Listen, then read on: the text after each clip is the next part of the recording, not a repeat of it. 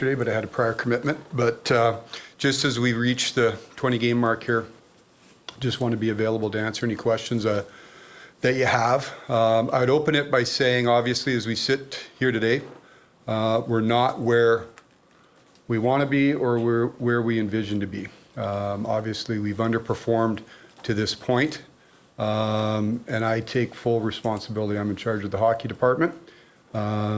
I've put the people in place on the ice, off the ice, so the responsibility lies with myself. And we start today and every day trying to get ourselves back up and going and improve where we are.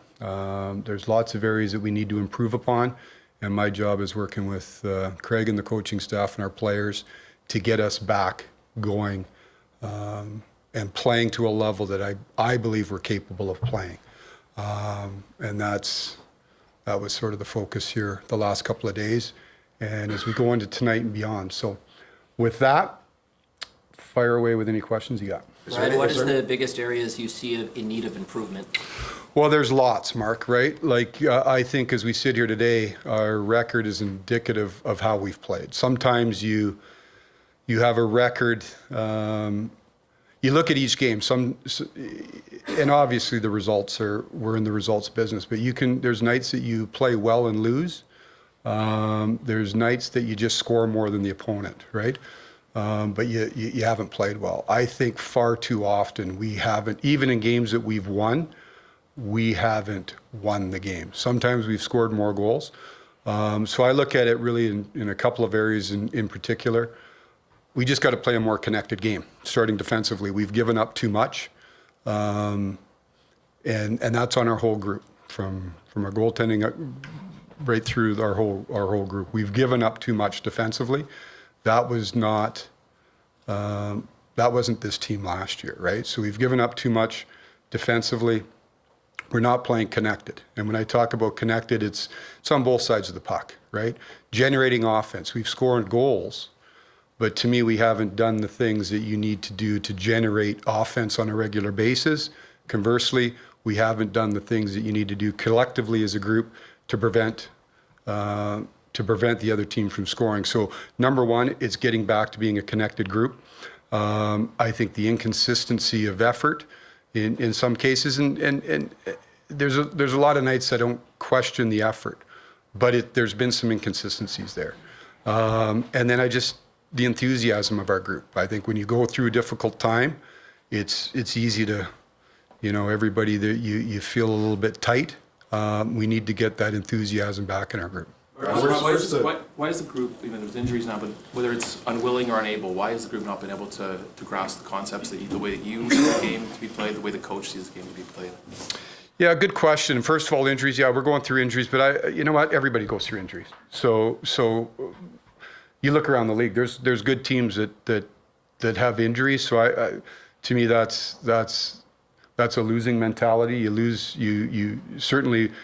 There's certain players that you're not going to replace. I would say that I've been in this game a long time. I've yet to have the meeting with a player that says, you know what, give me less. Give me less opportunity. Everybody wants more opportunity. Everybody wants, more, a bigger role. When you go through injuries, that allows people to have a bigger role, right? So to me, your injuries are what they are. That's not an excuse. We've got to find a way to get through that. As far as that's really the crux, right? To me is whatever analogy you want to use, getting on the same page. I use it being connected.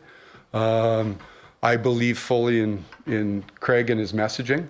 When I talk to the players too, they believe in it, but there is that disconnect that we're not doing it. It comes back to the inconsistency. So it's always the big question in sport, right? Why don't you just go do it? That's what we have to work through. So I'd love to be able to say it's this. You have to keep hammering home the message. You have to keep working with these guys on a daily basis for them to grasp it. And that's the challenge in front of us. But they seem to have grasped it last year and to have embraced the structure that Berube prefers. So what changed? Is it the personnel? Why can't they do what they were doing a year ago? It's great question, Rosie, and that's what keeps me up at night. I would say that just because you did it last year or last week doesn't make it that you're just going to do it. You got to dig in. You have to do it, right?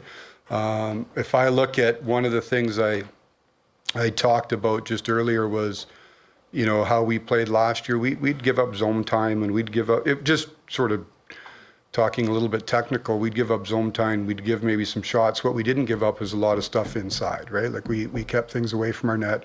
The prime opportunities, we didn't. To me, it's just a commitment to doing the work, right? That's really what it comes down to, is the plan is not a different plan. You have to, just because you did it, like I said, last year, you have to commit to the work. And to me, that's a big part of it, is, you know, the style that we want to play is a hard style, but unless you commit to the work, it doesn't matter what you've done in the past. And that's where I see a little bit of the fall off, is doing it together, you doing your job so that I can do my job, and then committing to the hard parts of the game. And that's where we've fallen off right now. What you said fully you believe in Craig, Brad, what leads you to believe that he can lead the group out of this and do something tangible? I've seen it. I've seen what he's done in the past. I've got a belief in the messaging that he's given. Craig didn't become a bad coach overnight. I think when you go through difficult times, right, the easy thing is, and it's the natural thing, you're going to pick off the coach, the manager, whoever. The way out of it, to me, is not pointing fingers, but digging in together. And that's what we intend to do right now, is dig in together, try to find solutions.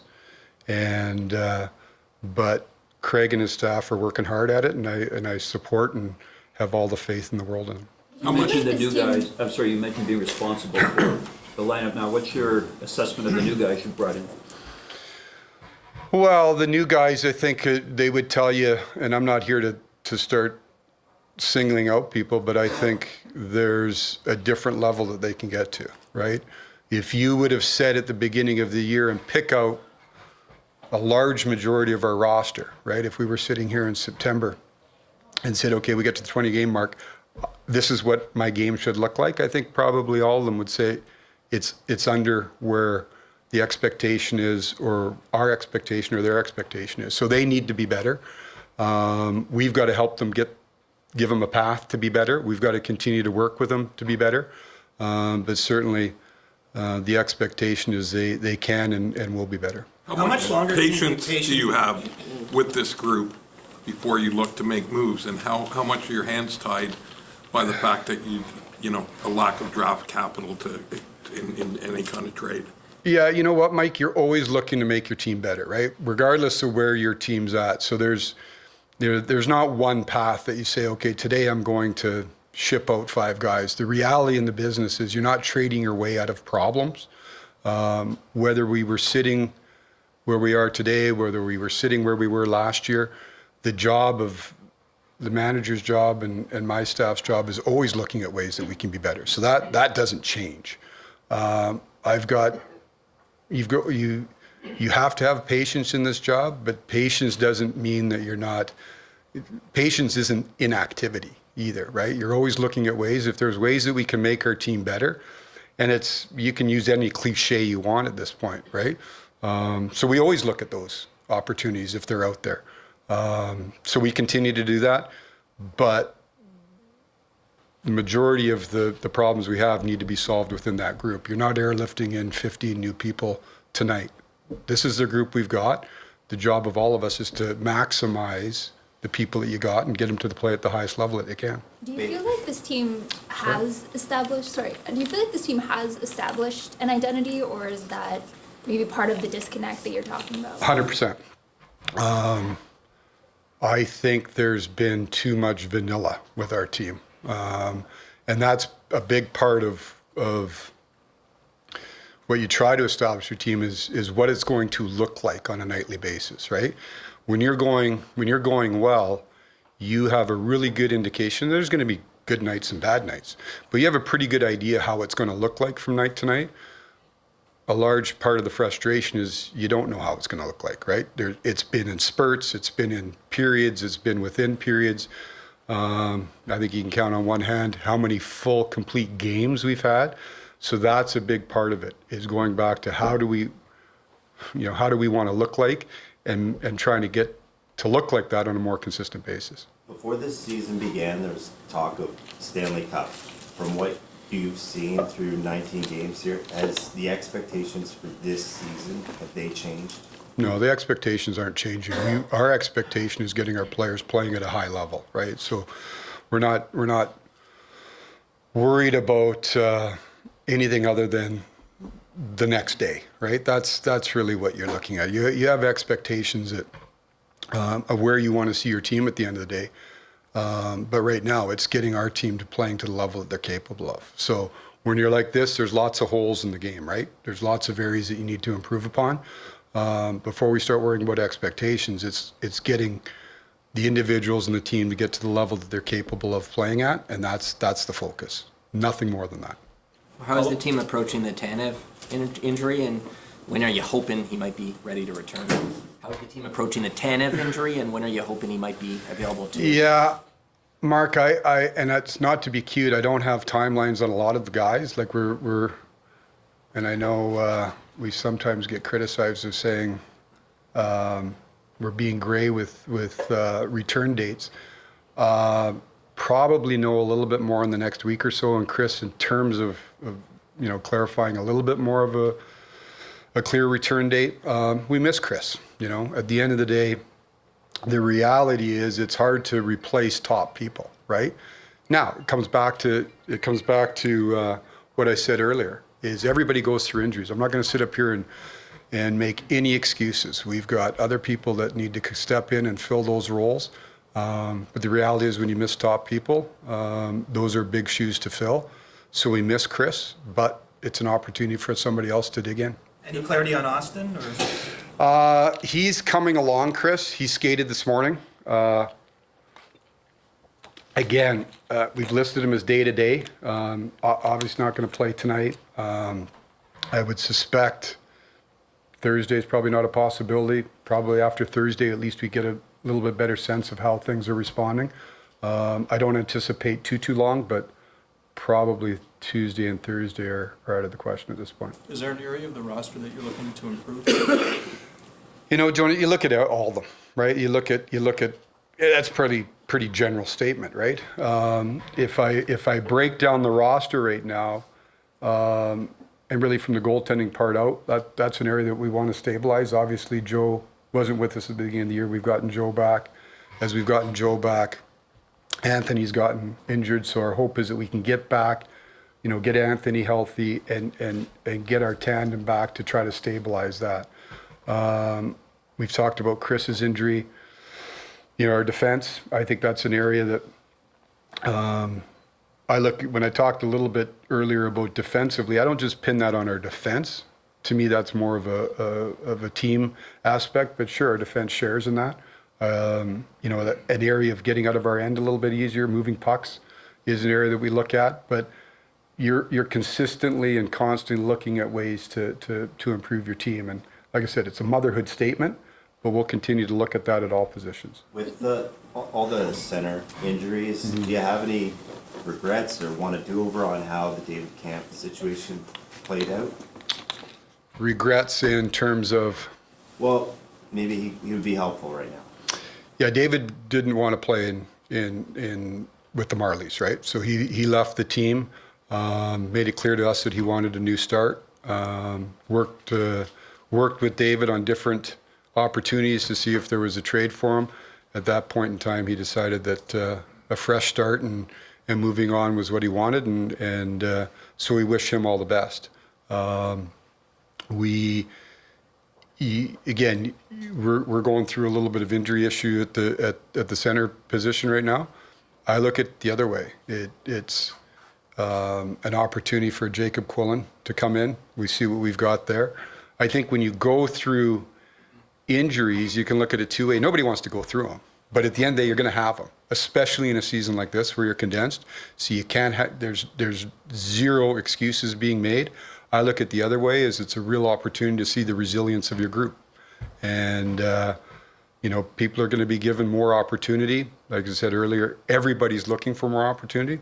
We'll see now who steps up. You Are you mentioned, Sorry, the standings being so close, does that give you a little bit of optimism that with a bit of a turnaround, you guys are still in this? Yeah, I mean, the way we look at it too, I don't spend a lot of time looking at the standings right now, right? Like at the end of the day, you have to be process driven, right? Like we want to win the game. You need the result. But if your process isn't right, the odds of you getting the right result very rarely going to occur, right? So our focus right now is making the picture very small. What are the areas that we need to improve upon? Continue to work at that.